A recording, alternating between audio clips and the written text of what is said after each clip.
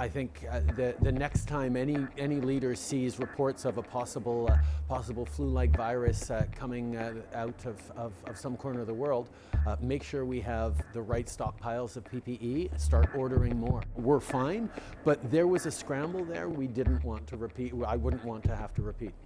The Prime Minister looking back on what could have been a very different start to the pandemic, a lesson for him 10 months into the crisis, and one we talked about during our year-end interview earlier today. So what are the political risks or benefits of admitting your mistakes? How is the Prime Minister applying those lessons now? Chantal Hébert, Andrew Coyne, and Althea Raj. I'll start with you, Chantal, maybe just on the answer there and the admission that, well, here's something that we actually didn't do well, that probably the whole world didn't do particularly well, but we've now course corrected.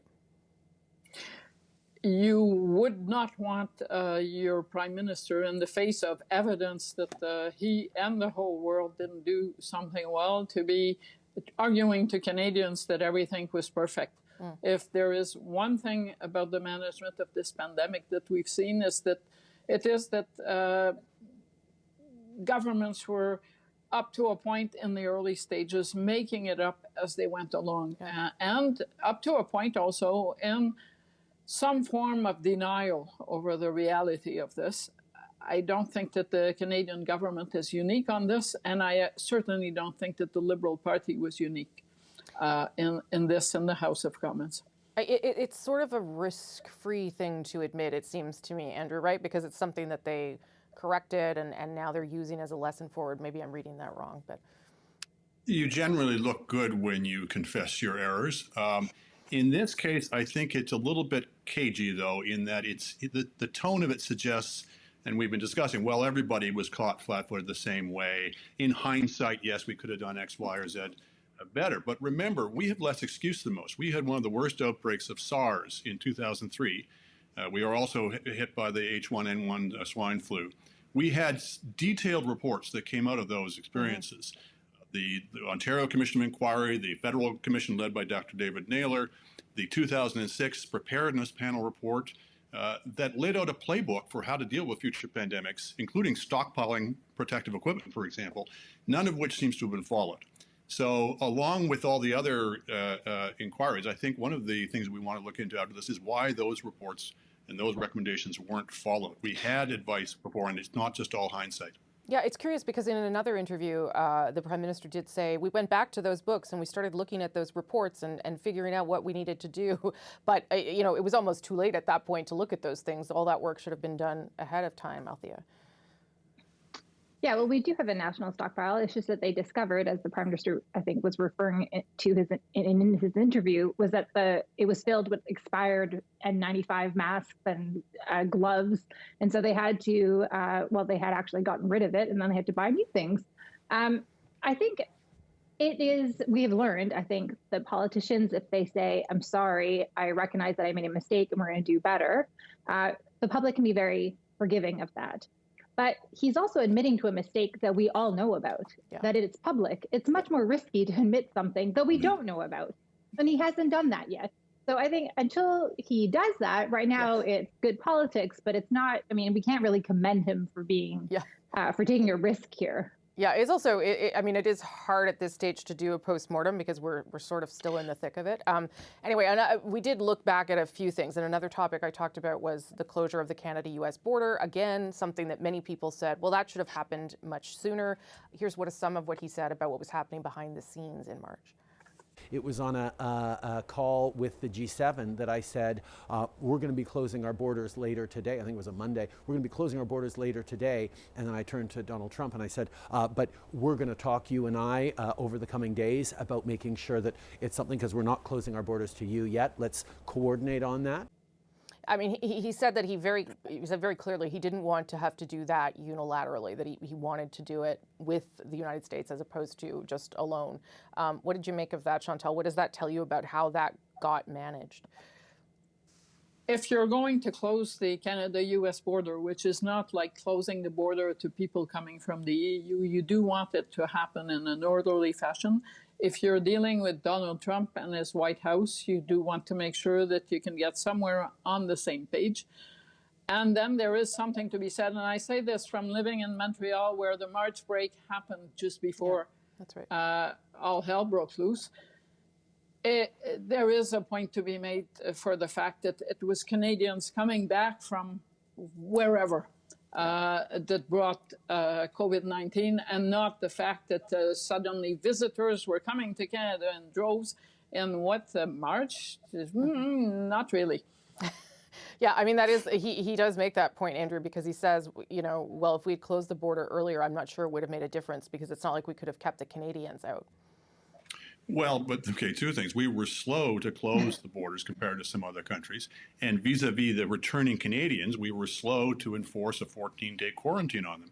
If you recall, provinces were having to send people out to the airports to tell people you got to quarantine for 14 days. And it was basically on the honor system, at least in the early going. So again, I think there's some lessons to be learned, possibly just hindsight, but possibly should have been known at the time. Althea? Yeah, I agree with that. I think the big failing is probably on the early quarantine aspect and the shutting down the borders. I think the takeaway from the interview is that actually Justin Trudeau and Donald Trump have a pretty decent relationship, and the relationship functions. And I think his argument about ensuring that the trade continued to flow is a good one. But we could have taken tougher actions. I mean, you look at New Zealand right now. They're forcing people to go in hotel rooms for those 2 weeks of mandatory quarantine and charge $3,100 for one adult each room, plus additional fees for every additional adult and child. We were pretty slow. And while we're talking, in the last 14 days, there's been 190 cases of COVID on flights, domestic flights and international flights. There are flights coming in from India, from Europe, from Mexico, from London that are filled with COVID cases. And it's like, it has become the norm that you don't even hear about it on the news anymore. The fact that, and I have to say, Dr. Tam told me this many months ago too, the fact that that there was no sort of notion or plan to close the border, does that seem curious to you? Like it wasn't even something that could be contemplated, Chantal? Oh, it's easy to say 10 months later, closing the border, no brainer, but that had never happened. It wasn't even on anyone's radar. I think she said she couldn't imagine that you could actually close the border. Yeah. For sure, closing airports to people who come from India or Europe, totally possible. But the idea that this border that has been, I mean, Canadian governments after 9/11 worked awfully hard to make sure that that border remained open. Yeah. So I have a really hard time sitting here 10 months later saying, oh, this should have happened when, and people should have known this and that, because I think most of us never even thought that we would live in a country where the border to the U.S. is not open to free travel. I mean, that is true. And, I mean, obviously the questions have to be asked, should be asked, Andrew, but because of the unprecedented nature of what has happened, it is, I don't know, is it fair to ask these, does it make sense to ask the government to have known something that was unforeseeable, not as foreseeable as you could have imagined? Well, I don't think the issue is the Canada-U.S. border. I think, frankly, that has been a big success story, relatively speaking. Yeah. And that would have been something very hard to contemplate. When we're talking about, though, the border, the external border to the rest of the world, other countries did shut down earlier. And I remember when the subject was first broached in Canada, I think it was Health Minister Naidu saying, well, all it will do is just slow down the spread of the virus. It won't stop it. And I remember thinking, isn't slowing it down a pretty good idea? Yeah. So I think they were getting some bad advice in the early going. I don't think that's just hindsight, because as I say, I think other countries, Taiwan, for example, acted very quickly. Althea.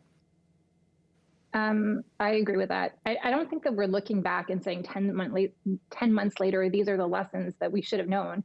You had Liberal MPs at the Health Committee in last January, asking Dr. Tam these very questions. Why are we not quarantining these people? And she was telling them, well, asymptomatic people don't spread the disease. And like, you guys don't understand. Like, we criticize MPs all the time, but here these people were actually doing their job. And it seems like all parties on that committee really were interested in like questioning, why isn't the federal government taking a tougher stance? And the scientific advice that the Prime Minister now cites that he was acting upon basically was telling them not to take drastic action, and that's what they relied upon. Last word to you, Chantal.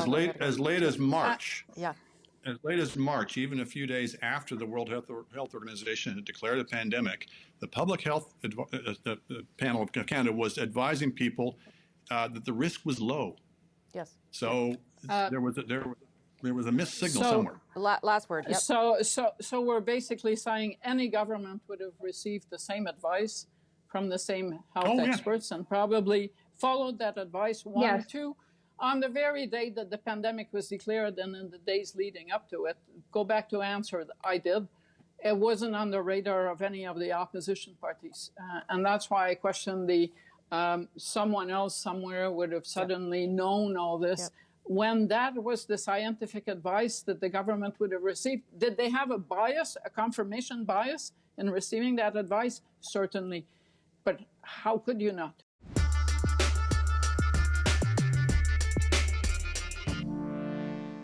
There are some places in this country that still want to make pollution free again. Well, we're not going to do that.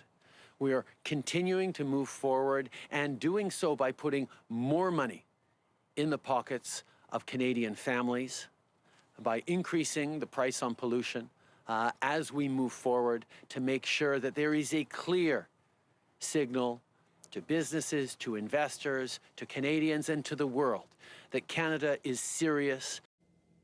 That was the Prime Minister last week, releasing his government's strategy to reduce greenhouse gas emissions by 2030, which includes a hike to the federal carbon tax to $170 a ton by 2030. They also announced some big investments too, $15 billion of investments. Andrew, there was meat on the bone here, which has long been the criticism of this government's climate plan, that they weren't being aggressive or serious enough. What do you think? Did they get closer to that this time around? Oh, this government and previous governments. Right. We've had a history for 30 years of governments setting targets, not coming up with any kind of realistic plan to meet them. This is the closest thing we've seen. It's much better than I think a lot of people expected in terms of its emphasis on carbon pricing. They can't resist spending a lot of money on things that I don't think are necessarily the most cost-effective way. I think I would have rather seen them rely even more on carbon pricing, but that's, all things considered, it's a lot better than we might have expected. It's interesting, though, that they're assuming that they're going to win in the Supreme Court with the challenge on this. They're assuming, I guess, they can get the provinces that are imposing their own carbon taxes to go with them on this. And they're assuming they'll be empowered to see it through. So they're feeling pretty cocky about this. But they may have grounds for that, because I think public opinion has shifted a long way on this. Yeah, I think that's what was so interesting to me, is that it's almost like this isn't an issue that is, it's debated, but it's not a controversial thing, or as controversial as it once was, Althea. I don't know about that. I think for people out west who are deeply opposed to a price on carbon, it's still something that they are adamantly opposed to. I think what you saw in the last election, and this is something that the environment minister was citing, more than 60% of Canadians voted for a political party that asked or suggested they wanted to see more done on climate change, on carbon pricing. And so what the Liberals have delivered is a promise fulfilled on that. I don't know if I'm just getting older or more cynical, but I'm really starting to see everything electorally. The Liberals really need to steal votes from the NDP, even the few NDP votes that they had in the 2019 election campaign. They can't run again on saying that, this leader is against LGBTQ, is going to, roll back abortion, that they're trying to squeeze them on the austerity front, but they're really trying to take any momentum the Greens or the NDP might have on the environment. And they had the 2019 campaign against, well, you promised to do X and you didn't deliver, and then you bought a pipeline. And here they've re-suggested plans that were popular, that were found in Stephen Harper's past budget and Conservative election platforms and Andrew Scheer's election platform.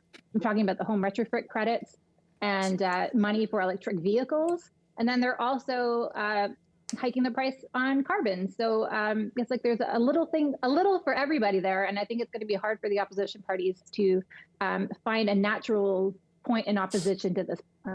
Well, it also becomes maybe hard for Aaron O'Toole to not have a serious plan, which we're told he has something in the works. We don't know what it is yet, Chantal. Yes, but it has raised the bar on what Aaron O'Toole can put forward, in the sense that I have not seen an expert or a pro-environment group not say that this is a serious plan, notwithstanding the electoral interest. We're also flipping here, when we talk about electoral interest, an old principle on its head. A year and a half ago, we were saying that the Liberals might be in trouble because of the carbon tax. It's hard to sell people on a tax. Now we're saying that they're thinking they're going to win the election on a carbon tax. And a time when people are going to be stretched with their budgets, at some point, you have to come down somewhere. This is as serious a plan, Andrew is right, as this country has had. It rests heavily on the premise that the Supreme Court will validate the carbon tax. As for provinces that are not under the federal tax, but eventually would not cooperate, once the federal government has the green light from the Supreme Court, it has a much bigger stick to yield to ensure that provinces live up to its carbon pricing floor, in the sense that what applies for Alberta and Ontario and Manitoba and Saskatchewan can easily apply to anywhere else in the country.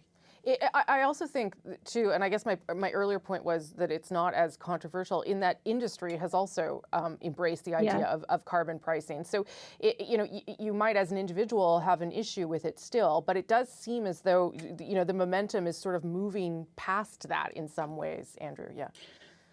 Possession is 9/10 of the law, and the status quo is 9/10 of politics. Once something is in place, it's very hard to make arguments for getting rid of it. You really have to have a very convincing argument. I think in the last election, the Conservatives had a kind of a half answer when people said you don't have a serious plan. And they could say, well, the Liberals don't have a serious plan either. It's going to be harder for them to say that. And after the Supreme Court rules, if they rule in the federal government's favor, it's going to be interesting to see what the holdout provinces do. Because if the tax is going to be imposed one way or the other, then the choice becomes, do they let the feds collect the tax and distribute the goodies to the population, or do they want control of the revenues themselves? And that may change the whole dynamic of this thing if in the end it's a provincially collected tax and there is no federal tax to fight over. Maybe that resolves the issue for Aaron O'Toole. That would be interesting, Althea. I mean, because then you don't fight an election about it at all, maybe. Yeah, I feel like we probably won't have that answer before we go to the polls next, but it does make it more challenging for the Liberals to sell that plan, frankly, in provinces like Alberta, Saskatchewan, and Ontario, where now they get to tell people, well, you're going to get more money than you're going to pay in this tax back to you. So in 10 years, you're going to have $3,600 for a family of four. You can't make that argument anymore, and so. I think you might find maybe even a little bit more opposition, but I do think that where the voters are that the Liberals are looking to get their votes in 2021, probably, those people are squarely behind this plan. Last word, Chantal, then I got to go. Just to note that in the last election in Ontario, Justin Trudeau got a lot of the votes that Doug Ford had received a year before that. As he opposed the carbon tax. So this notion that the only interest or the only support for a carbon tax comes from the left, that didn't pan out in the last federal election, because if it had, possibly Justin Trudeau would be the leader of the opposition or retire. So does that mean, 30 seconds, Andrew, does that mean Aaron O'Toole has to put in some sort of carbon pricing? I think there's a case for him to do so, but to make it into a more conservative-friendly type of carbon tax. Use the revenues to cut tax rates, for example, rather than just rebates. Those kinds of changes that can be made.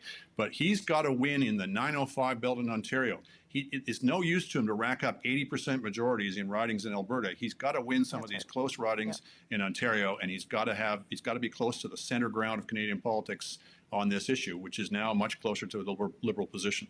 Okay, I got to go. Can I just add shortly? Yes, quickly. Yeah. It's just interesting that the Conservatives did not attack the price on carbon. They attacked the fact that there was no consultation done with the provinces. That's right. That is interesting. Okay, and Andrew's dog has strong opinions about climate change too.